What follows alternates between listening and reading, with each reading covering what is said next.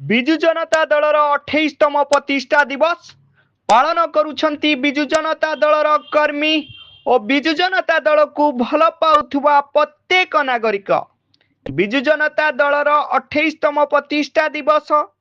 दीर्घ 24 वर्ष धरी शासन गादी रे रहिबा परे एथर विरोधी दल भावे प्रतिष्ठा दिवस पालन करुछि विजु जनता दल। सोशल मीडिया रे पूर्वतन मुख्यमंत्री से भल पाउथुवा 4,500 कोटी ओडिशावासी को धन्यवाद जणाइछंती। ओडिशावासींकर भरोसा को पाथ्य करी विजु जनता दल आगकू बढ़ी चलीछि। भद्रक जिलार टाउन हॉल रे महाडंबर सह पालित हैला 28तम विजु जनता दलर प्रतिष्ठा दिवस।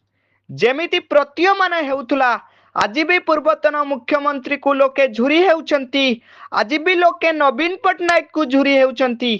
भद्रक जिलार प्रफुल्ल सामल ओ भद्रक जिलार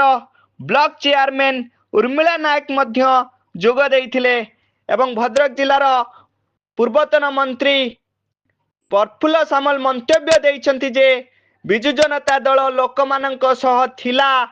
आजी अछि एवं आगकू मध्य रहिबो। आगकू लोके देखिबे पुणी थरे नवीन पटनायक को मुख्यमंत्री भावे देखा जाऊ कौन हेउछि, लोक माने काहाकू आगकू मुख्यमंत्री करूछंती। प्रतिष्ठा दिवस उपलक्षे कोन कहिबा आज प्रत्येक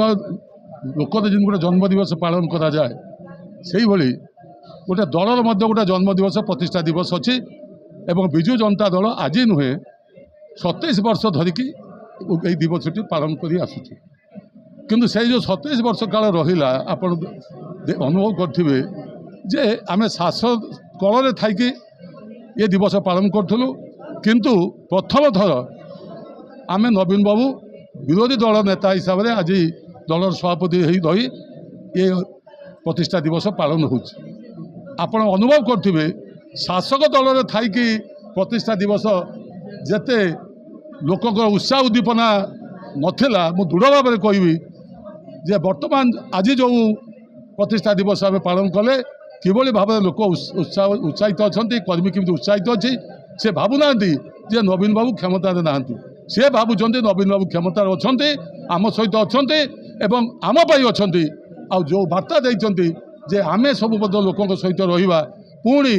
नवीन बाबू को क्षमता को आनी ओडिशार जो विकास को आउ आगेवा यही लक्ष्य नहीं आज प्रतिष्ठा दिवस आप देखुए समस्त वक्ता प्राय एक स्वर कहले